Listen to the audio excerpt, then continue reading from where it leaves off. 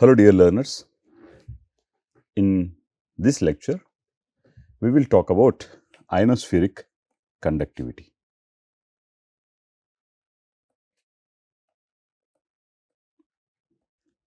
So specifically we will look at plasma conductivity, and then in the subsequent lecture we will try to see how the ionospheric conductivity can be understood in different situations.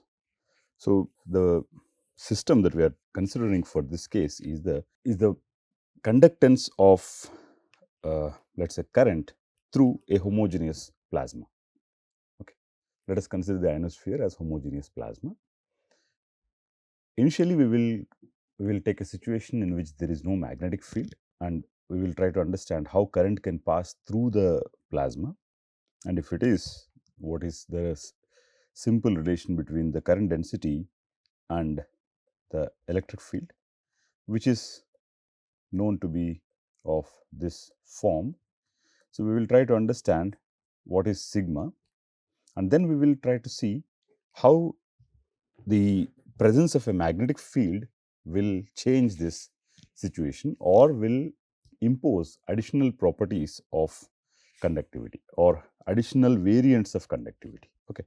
So to begin with, we will construct simple situation or simple scenario in which we assume that the pressure gradient force in the plasma is 0. Okay. And we can determine the plasma conductivity in two different ways. One, a DC conductivity, and an AC conductivity. So they have the routine meanings. In the DC conductivity, you are assuming that the variation with respect to time is actually 0. The electric field is not changing with respect to time. Whereas in the AC conductivity, you will consider an electric field which is, let us say, an oscillating electric field. In this case, the variation with respect to time is not going to be 0. So in each of these cases, both 1 and 2, we will derive a relation between J, sigma, and E. Okay. We will look at the nature of this sigma and what it means, or how we can understand the physical significance and what parameters does it depend. That will be more important, right? So this is one assumption that we have made, the pressure gradient force being 0.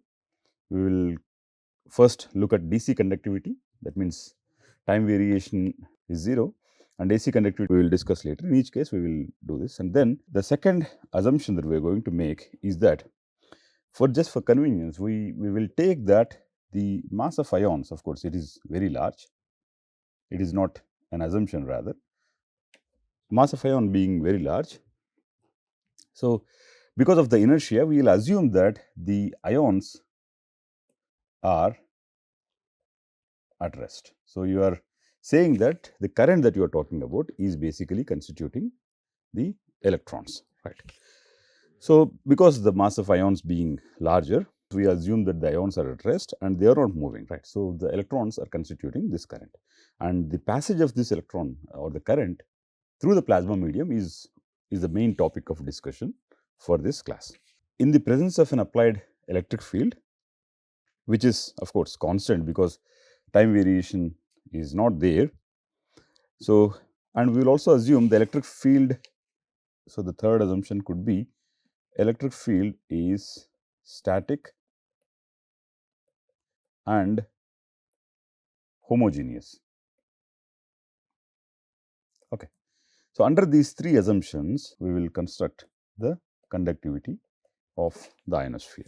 We have to get a relation for J and E, right? So, we will start at the basic momentum equation, starting from the original momentum equation, and then we will try to see how it goes. So, I am writing the original momentum equation, which is ME NE dou UE by dou T. So, this is the total derivative which appears generally on the left hand side of the momentum equation. U dot del dot U is equals to QE NE times E plus U cross B minus del P minus ME NE nu UE. Okay. Now, let us try to mathematically represent the meaning of these conditions into the momentum equation. Then we will have a situation wherein electrons are moving because of some force from one point to another point. They are diffusing through a medium. They will encounter collisions, right? But the ions are at rest. This equation is a momentum equation only for the electrons. I have not written the momentum equation for the ions as well, because I am complying to the condition number 2 that we have taken. And then the pressure gradient force being 0, this term can be 0. This term, because this is the frictional force or the collision term, this term will sustain even after these assumptions. Okay. And because we are trying to see the motion of electron or passage of current in the presence of an applied electric field, this term will also sustain, right? And then you have this momentum equation constructed a static picture. That means this term will become 0, because we are talking about the DC conductivity, time variation has to be 0. And then you have taken a situation which is spatially uniform. So this one is also not going to be relevant. So this is because of the DC conductance, this is 0, and because of this uniformity or isotropic nature of the electric field, spatially uniform, we can extend that argument into the velocity as well, right? So that means everything on the left hand side is gone, and on the right hand side we have only two terms which are sustaining, because one is the Lorentz force term and the other one is the frictional force.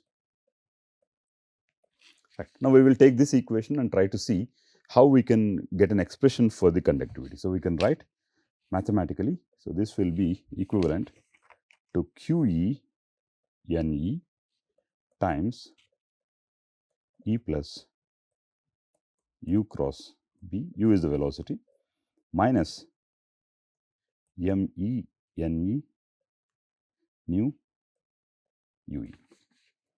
Right. So what are the terms? Probably I should have told you earlier. ME is the mass of electron, NE is the number of electrons per unit volume from the left, UE is the velocity, T is the time.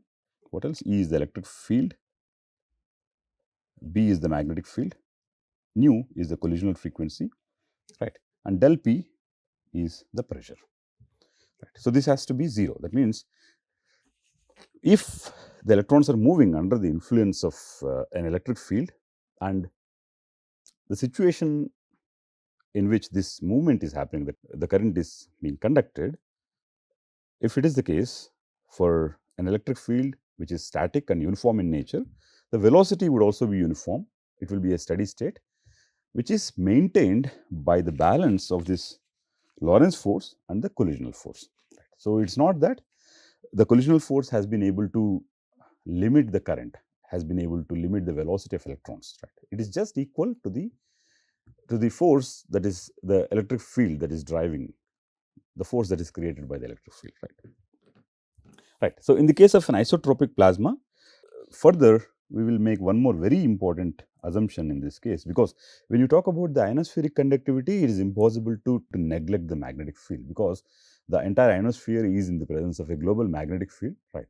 So eventually we will bring that magnetic field into the picture, but for now we will say that the magnetic field is 0. See, the situation is very simple. You have a static isotropic electric field which is driving these electrons moving from one point to another point. When these electrons are moving, constituting a current, they are encountering collisions, and the collisional frequency or the force that is acting, the drag force that is acting on the electrons, is equally countered by the driving force, which is by the electric field, right? So these two things balance, right? Now in this case, since we have already made an assumption for B, the magnetic field, to be 0, right, it becomes more easy that you can also neglect this term, because B is 0, right? So eventually you have a simple, very simple force balance, which is Q E N E times the electric field is equals to or can be approximated to be very close to ME NE nu UE. Right. When I get an expression for the conductivity at the end of it, you will realize this is something that we know very well, right? But we are starting from the momentum equation and working out towards the conductivity, which will eventually be this what we already know very well, right? So if this force balance is maintained, the steady state velocity UE can be written as QE. QE is the charge of electron by ME nu.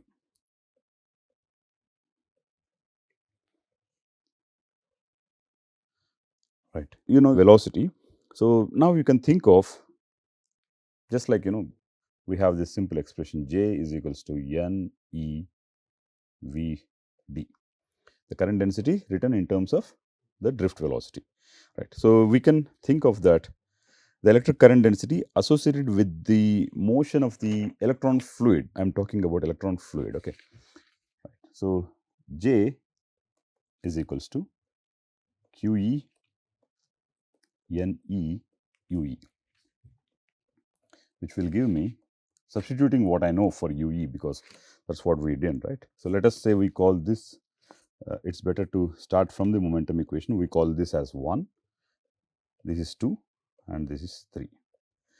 1 is the original momentum equation, 2 is a reduction under the assumptions, 3 is a resultant velocity which is maintained by the electric field and the collisional force or friction. Okay.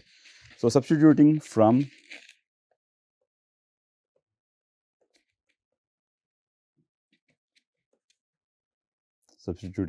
equation number 3, the current density J can be written as QE NE times QE E divided by ME nu, which is equals to NE QE square by ME nu, right? Or for the sake of clarity, we can write it as NE QE square by ME nu times the electric field. Now look at this expression. This is a familiar expression. Maybe you have seen a different variant of this expression, but this expression has collisional frequency in it. Right. Now, you compare this, I don't have to tell you this. So, J, it is nothing but J is equals to sigma times the electric field, the Ohm's law. Right.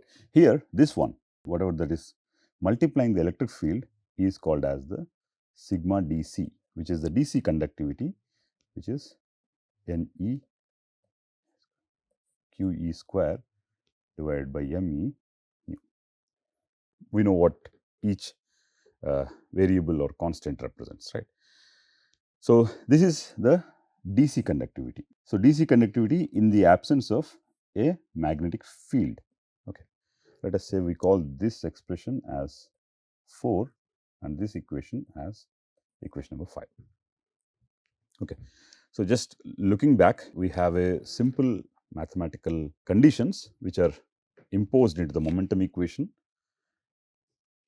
In plasma physics, you may have seen many number of times how mathematical simplifications can be imposed onto the momentum equation or the continuity equation or the other equations just to be able to combine them and get some variables out. Precisely what I have done today. The DC conductivity has this simple dependence.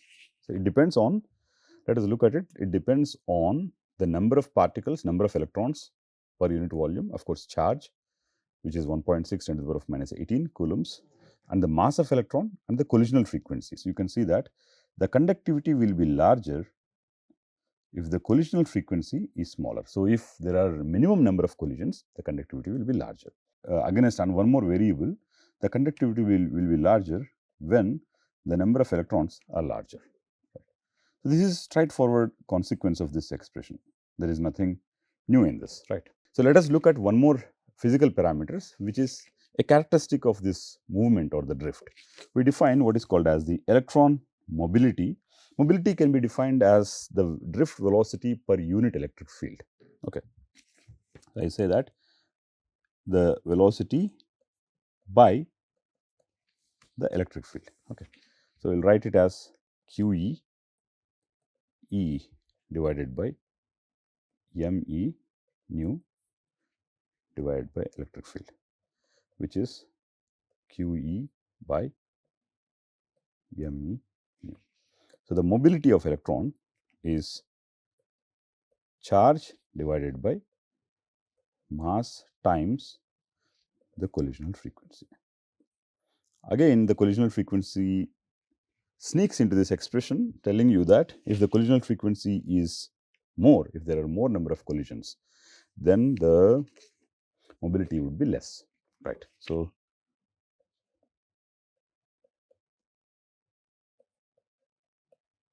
right, let us say we call this expression, this equation as equation number 6, right. Now, so far what we have done is pretty much standard. This is standard expression for conductivity of electrons in a fluid when there is no magnetic field. Now, most importantly, this expression assumes that the plasma is isotropic in nature and the velocity is not changing with respect to time. That is, electric field being static imposes this condition on the velocity itself. Right. Now, let us try to slightly modify the situation. We know very well how the entire picture will change the moment you introduce a magnetic field. Equation number 6 is done. Conductivity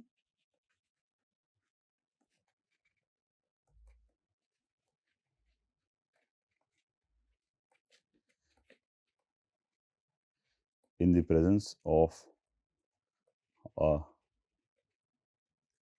magnetic field, which is B is equals to, let us say, B naught along z cap.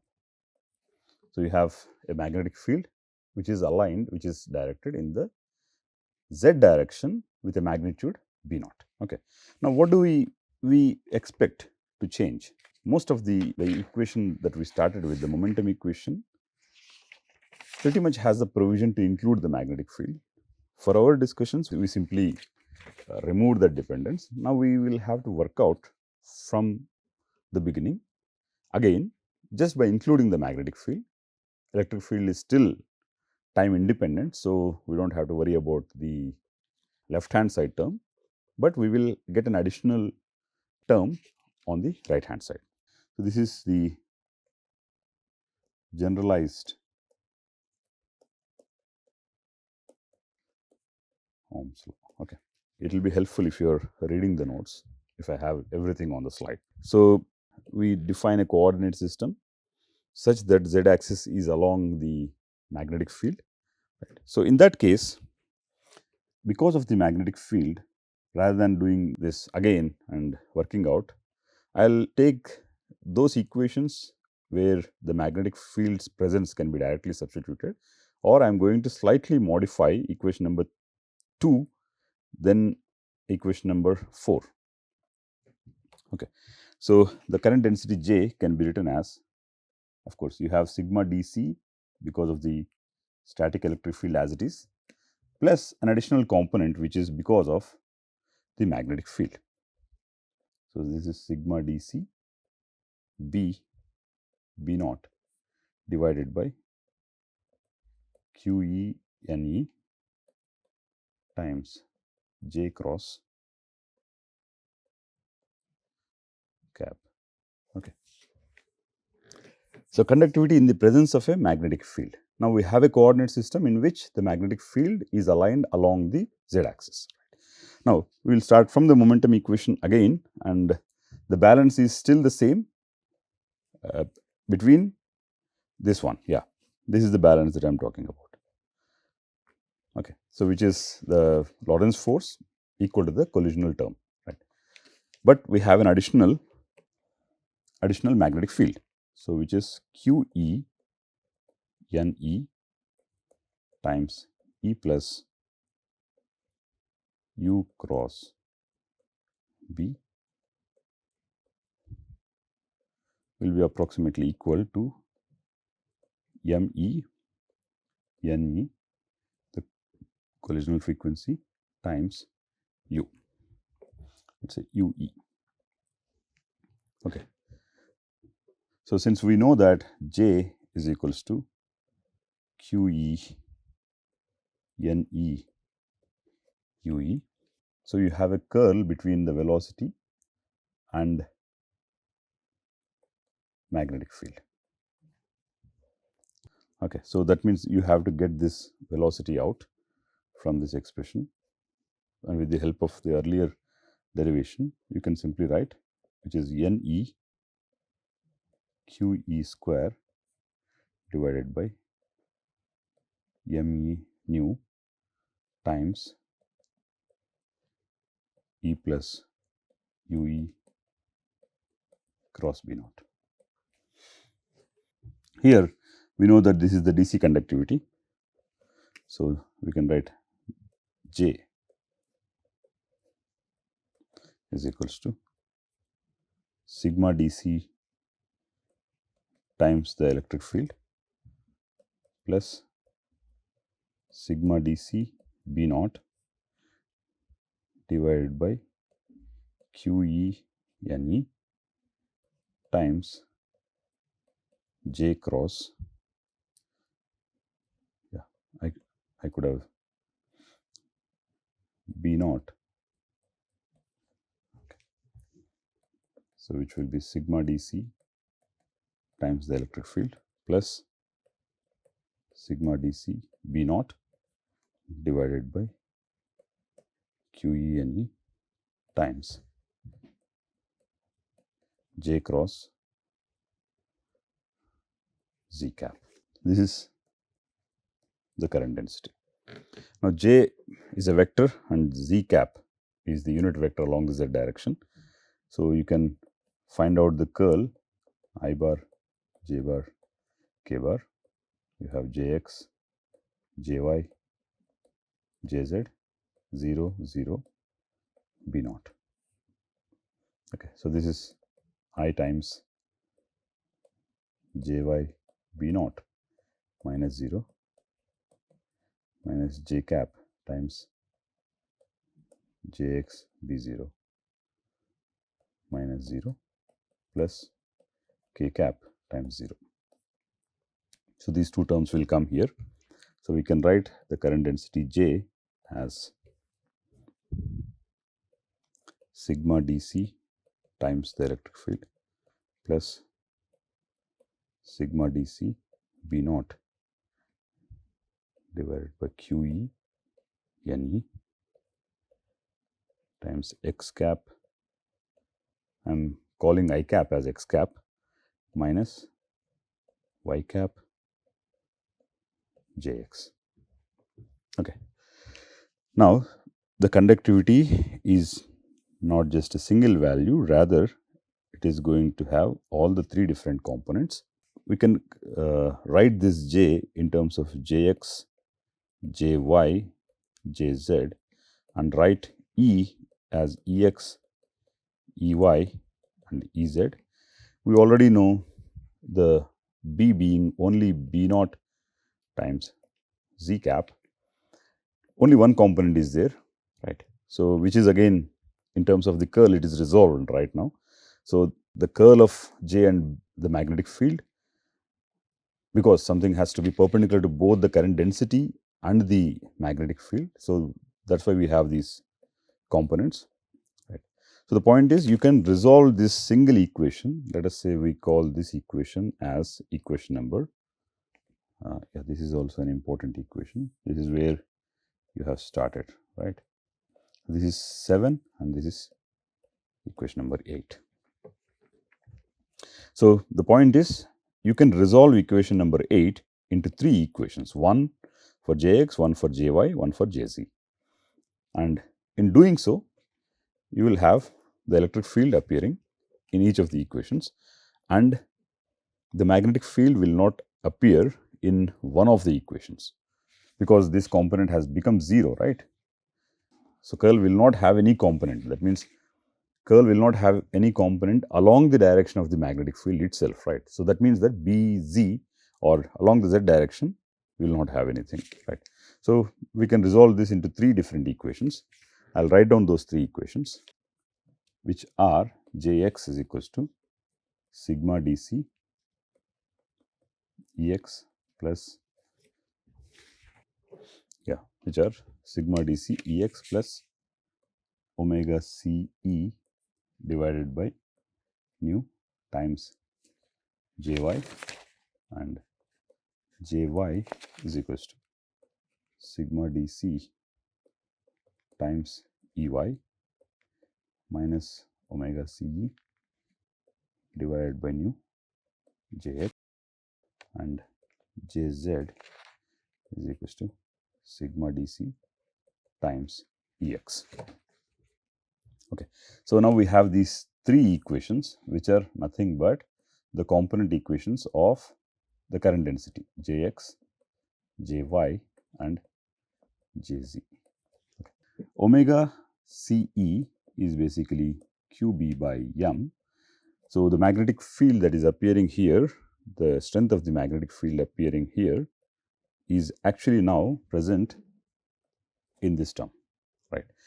Yeah, coming back, so the current density along x direction will depend on the electric field along the x direction and current density along the y direction.